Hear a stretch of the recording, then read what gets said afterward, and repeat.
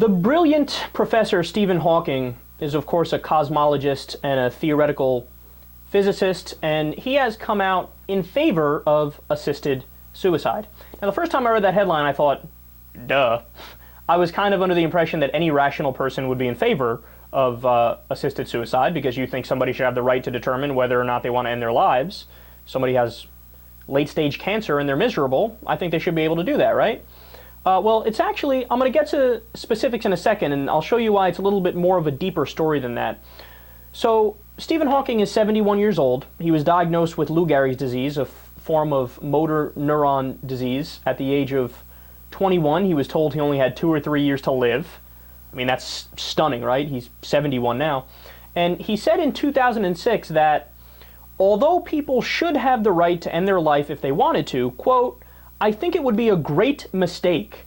However bad life may seem, there is always something you can do and succeed at. While there's life, there is hope. So we kind of waffled on the issue back then.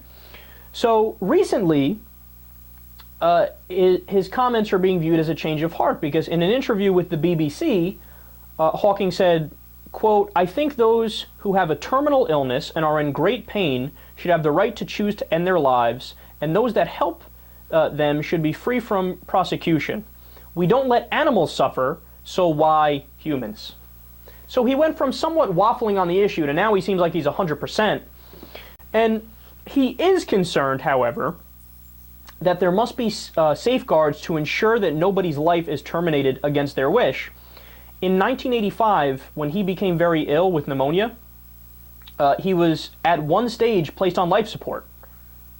And his first wife, Jane Hawking, was given the option to turn off the life support. Now, apparently she didn't turn it off, but if she did, the world would be very different today. And he says, quote, there must be safeguards that the person concerned genuinely wants to end their life, and they are not being pressurized into it or have it done without their knowledge or consent, as would have been the case with me. So here's why this is really interesting. Because he went through it personally, where he was on life support, and they could have just pulled the plug and he would have been done in 1985.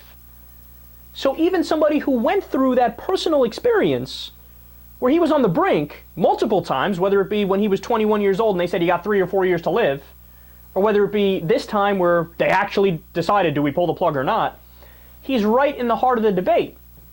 And he still says, well, you have to be reasonable, and if people want to end their life, they should be able to end their life. Look, I think that's inarguable. That's been my position from the start. I think it's a rather common sense position. In fact, I think that's the default position. Because who else's decision should it be when somebody wants to end their life? Society's? No, fuck society. What the fuck do they have to do with a personal decision of mine, a private decision of mine? So you'd have to come up with a really strong argument to sway me that somebody shouldn't be able to self-determine. It's almost the definition of self-determination. But another reason why this is big news is because people who are against physician-assisted suicide have used Stephen Hawking as their go-to example of why physician-assisted suicide doesn't make sense. They go, well, look at this guy. He's like one of the greatest people that ever lived.